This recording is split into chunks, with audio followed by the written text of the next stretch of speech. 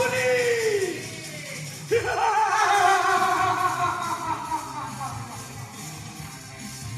ನಾನು ಹುಲಿ 10 ಹಳ್ಳಿಗೆ ಶ್ರೀಮಂತ. ಆದರೆ ನಾನು ಇನ್ನೊಬ್ಬರ ವಸ್ತು. ಅದು ಹೆಂಗಪ್ಪ ಅಂದ್ರೆ ನಮ್ಮ ಸಾಹುಕಾರ ದೊಡ್ಡ ಮಾವ ಅವ್ರಿಗೆ ಒಬ್ಬರಿಗೆ ಮಗಳು. ಆಕಿಂದ ನಾನು ಕೊಟ್ಟ ಮದುವೆ ಆದ್ರು. ಅದಕ್ಕೆ ನಾನು ಹುಲಿ ಹುಲಿ.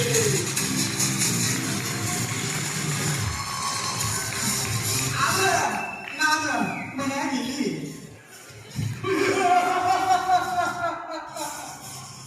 ಆದ್ರೆ ನಮ್ಮ ಮಗ ಗಣಪತಿ ನಾಳಕ್ಕೆ ಹುಬ್ಳಿಗೆ ಹೋಗ್ಯಾನ. 3 ದಿವಸ ಆತು, ಇನ್ನ ಬಂದಿಲ್ಲ. ಹೆಣ್ಮಕ್ಳು ಇಲ್ಲದ್ರ ಸೌಂಡ ಬರುತ್ತೆ. ನಾ ಬಂದ ಎಂಟ್ರನ್ಸ್ಕೊಂಡು ಸೀರ್ತಿದ್ದಕ್ಕೆ ಕವಿತಾ ಮಾಮ ತಡಿ ಬಂದ ಯಾಕ ಬಾ ಕವಿತಾ.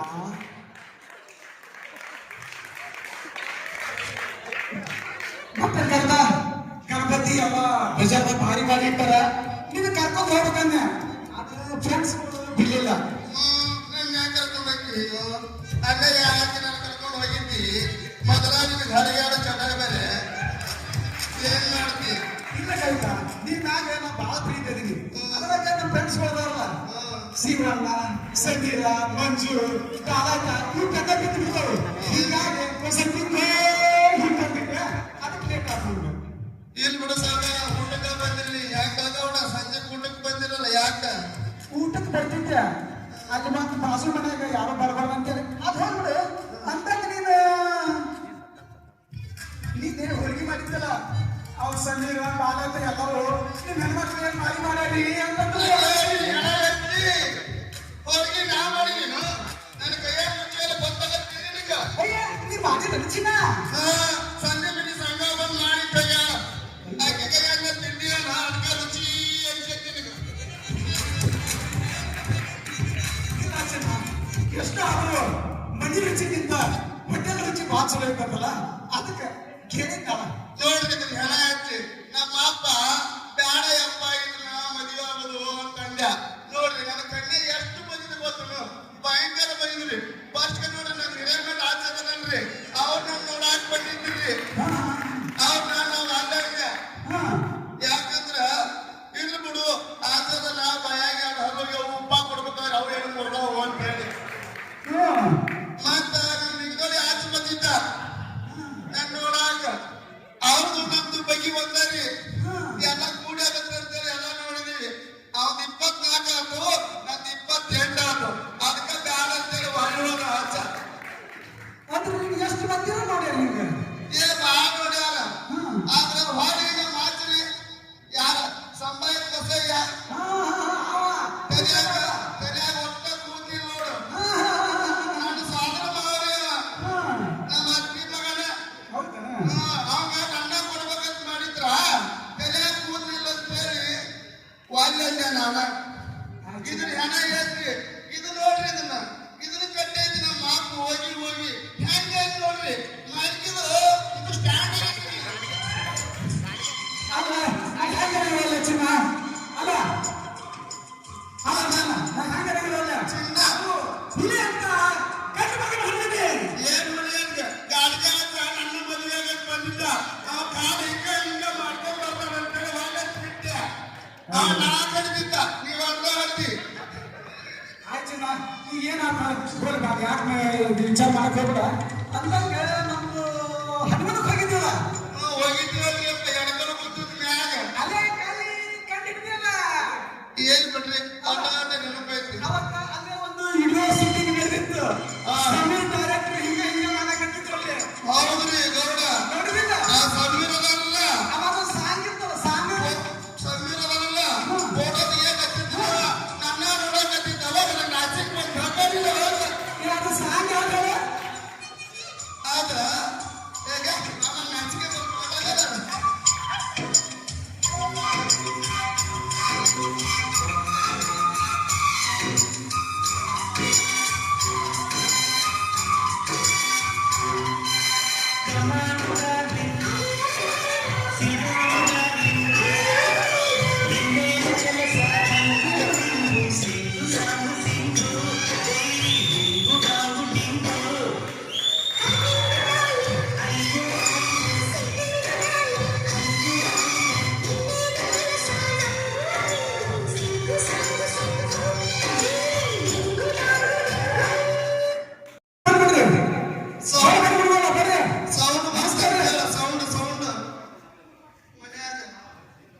ಅಲ್ಲ ಗೌಡ ಇದು ಏನ ಬಿತ್ತಲ ಠಳ್ಳ ಅಂತೇಳಿ ಏನದು ಇಲ್ಲ ನನಗೆ ಅದ ಹೆದರಿಕೆ ಬರಾಕತ್ತೈತಿ ಅದಕ್ಕೆ ನಾನು ಸ್ವಾಮಿಗಳಿಗೆ ಹಚ್ಚಿ ಹೆದರಕ್ ಹೋಗೋಣ ಧೈರ್ಯದಿಂದಿರಿ ಯವ್ವ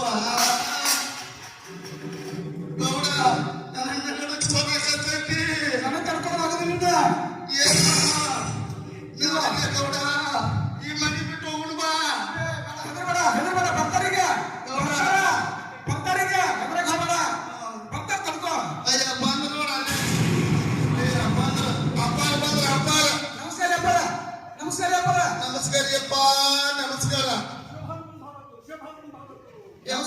ಯಪ್ಪ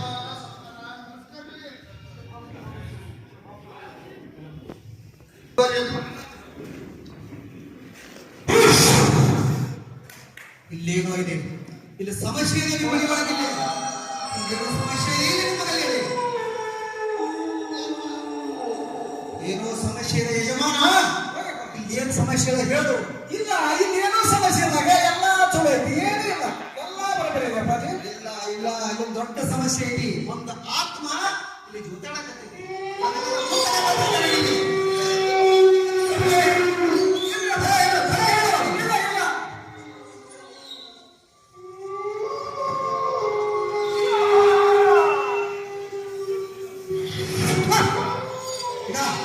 ಅಲ್ಲಿ ಬರ್ಲಿಕ್ಕೆ ನೋಡಲ್ಲೇ ಈ ಡಿಗ್ರಿ ಬರ್ತದೀಗ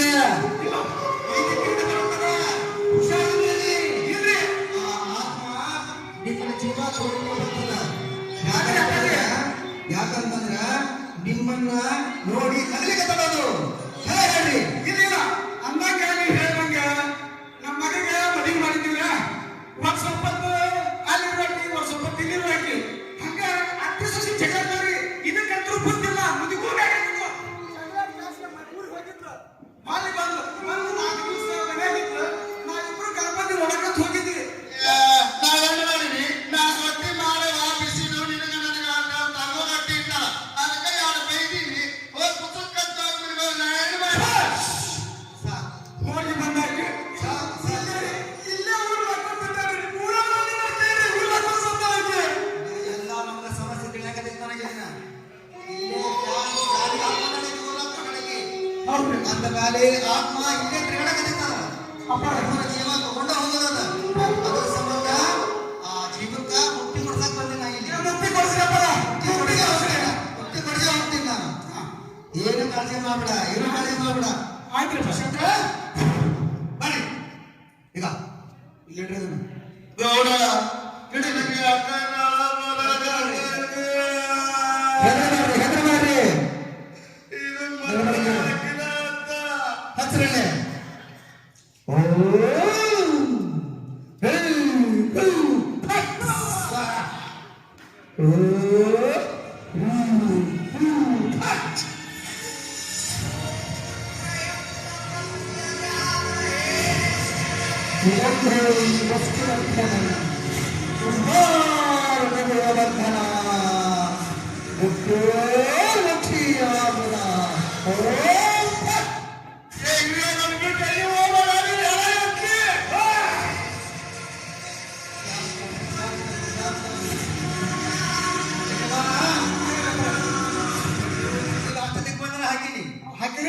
ಎಲ್ಲಾ ದಿಕ್ಬಂಧನ ಹಾಕಿನಿ ಈಗ ಒಂದೇ ಒಂದು ದಾರಿ ಈ ಕಡೆ ಇದೆ ಇಲ್ಲ ಆ ದಿಕ್ಕಿನ ಕಡೆಯಿಂದ ಆ ಆತ್ಮನ್ನ ಸೆಳ್ಕೋತೀನಿ ನಾನು ಸೆಳ್ಕೊಂಡು ಇದು ತಂದು ನಿಲ್ಲಿಸ್ತೀನಿ ನಾನು ತಂದು ನಿಲ್ಲಿಸಿದ ಮೇಲೆ ಅದನ್ನ ಆಟ ನೋಡು ಆ ಆತ್ಮ ಹಂಗ ಮಾತಾಡ್ತತಿ ಹ್ಯಾಂಗಿಲ್ಲ ಅವ್ರು ಬರ್ತಕ್ಕಂಥ ನಿನಗ ನಿನ್ನ ಮಗ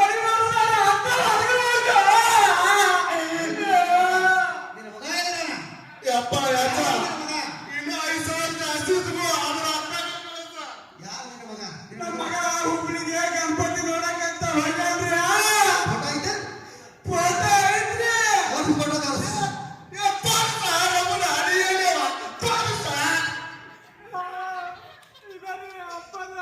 ಮಗನ ಜೀವ ಚೆನ್ನಾಗಿದ್ದಾನೆ ಆದ್ರೆ ಆ ಆತ್ಮ ಇವನಲ್ಲಿ ಸೇರ್ಕೊಂಡೈತಿ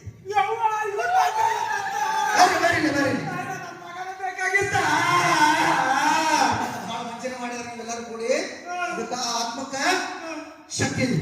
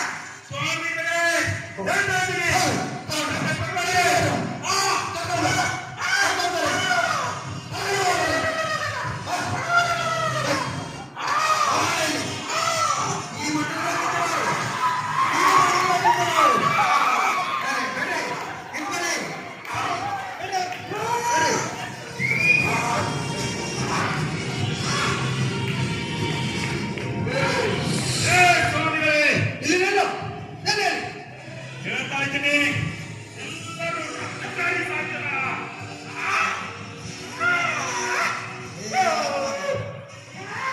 ಸಮಾಧಾನ ಆತ್ಮ, ಸಮಾಧಾನ. ಯಾಕೆ ಯಾಕೆ ಈ ಮೊದಲ ಮೈಯನ್ನು ನೀವು ಬಂದೀನಿ? ಏನಾಗಿದೆ ನಿನ್ನ ಕಥೆ ಏನು? ಸ್ವಲ್ಪ ಹೇಳು. ಹೇಳು.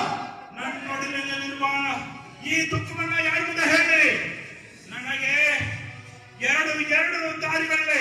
ಆ ಎರಡು ದಾರಿಗಳಿಗೆ ನೀವು ದಯವಿಟ್ಟು ಅಡ್ಡ ಬರಬೇಡಿ. ಏನು ಆ ಎರಡು ದಾರಿಗಳು? ಎರಡು ಆಸೆಗಳನ್ನು ತೀರಿಸಿಕೊಂಡೇ ನಾನು ಇಲ್ಲಿಂದ ಹೋಗೋದು. ದಯವಿಟ್ಟು ಅಲ್ಲಿವರೆಗೆ ನೋಡಿ ಮುಕ್ತಿ ಕೊಡಬೇಡಿ. ಹೇಳ್ತಾ ಇದ್ದೀನಿ, ಕೇಳಿ.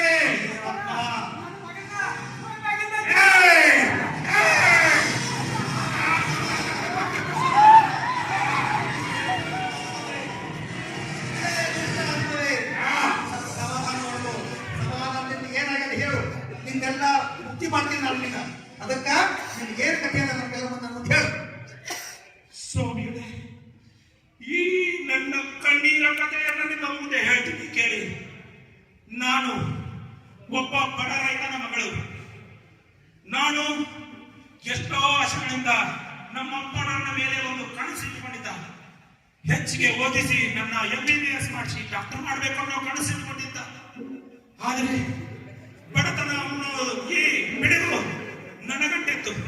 ಹಾಗಾಗಿ ನಮ್ಮಪ್ಪ ಇಂಥ ಶ್ರೀಮಂತರ ಕನ್ನಡನೆ ನನ್ನ ಇವರು ಮನೆಗೆ ಮದುವೆ ಮಾಡಿಕೊಟ್ಬಿಟ್ಟ. ಮದುವೆ ಮಾಡಿಕೊಟ್ಟೆ ಅಂತ ಆ ರಾಮ ಇರ್ಬೇಕು ಅಂತೇಳಿ ನಮ್ಮಪ್ಪ ಅನ್ಕೊಂಡ್ರೆ ಅಲ್ಲಿಂದ ನನ್ನ ದೃಷ್ಟ ನನ್ನ ಅದೃಷ್ಟ ಎಲ್ಲ ನಿರ್ನಾಮವಾಗಿ ಹೋಯ್ತು. ಇವರ ಮನೆಗೆ ಬರುತ್ತಿದ್ದಂತೆ ನನ್ನನ್ನ ನಾಯಕಿಗಳು ಕಿರಿನಾಗಿ ನೋಡ್ಕೊಂಡ್ರು. ಹಿಂಸೆ, ಪ್ರತಿದಿನ ಹಿಂಸೆ. ಪಾಪಿಗಳ ಪ್ರತಿದಿನ ಹಿಂಸೆ ಕೊಡುತ್ತಾ ನನ್ನನ್ನ ಕೆಟ್ಟದಾಗಿ ನೋಡ್ಕೊಂಡ್ರೆ.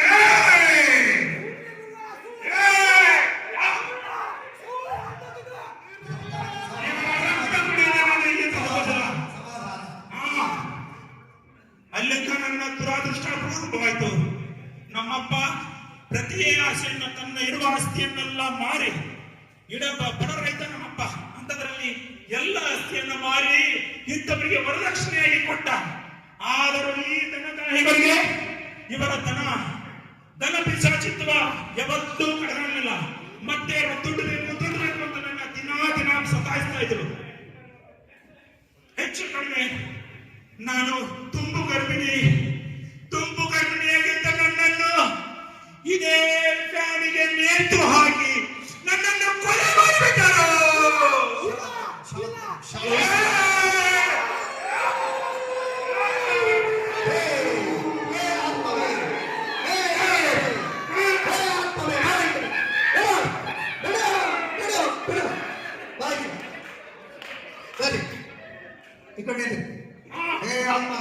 ಇದನ್ನು ಹೇಳು. ಈಗ ನಿನ್ನ ಆತ್ಮವನ್ನ ಮುಕ್ತಿಗೊಂಡು ಇವರಿಬ್ಬರಿಗೆ ನಾನು ಮುಕ್ತಿ ಕೊಟ್ಟಾಯ್ತು. ಇವರಿಬ್ಬರಿಗೆ ಸತ್ವಲ್ಲ, ಇನ್ನು ಒಂದೇ ಒಂದು ಆಸೆ ಬಾಕಿದೆ. ಈ ದೇಹದಲ್ಲಿ ನಾನು ಬದುಕಿದ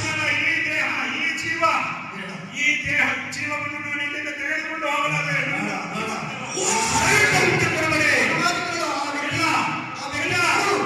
ಯಾಕಂತಂದ್ರ ನಿನಗೆ ನಾನು ಮುಕ್ತಿ ಕೊಡಿಸ್ತೀನಿ. ಅವನಾದ್ರು ಈಗ ಇಬ್ಬರನ್ನ ಬಲಿ ತಗೊಂಡಿದ್ಯಾ, ಈಗ ಇನ್ನೊಬ್ಬರು ಬಲಿ ತಗೊಂಡು ಪಾಪದ ಗುರಿ ಆಗ್ತೀಯ ನೀನು. ನನ್ನ ಗಂಡ ಪ್ರತಿದಿನ ನನಗೆ ಹಿಂಸಿಕೊಂಡಿದ್ದಾನೆ, ಸಿಗರೇಟ್ ಸುಟ್ಟಿದ್ದಾನೆ, ನನಗೆ ಪ್ರತಿದಿನ ನರಕ ತೋರಿಸಿದ್ದಾನೆ. ಅಂತವರನ್ನು ನಾನು ಬಿಟ್ಟು ಹೋದ್ರೆ ನನಗೆ ಯಾವತ್ತೂ ಹೆಣ್ಣು ಕುಲಕ್ಕೆ ಮರ್ಯಾದೆ ಸಿಗಲ್ಲ. ಹಾಗಾಗಿ ದಯವಿಟ್ಟು ಕ್ಷಮಿಸಿ ಸ್ವಾಮಿಗಳೇ.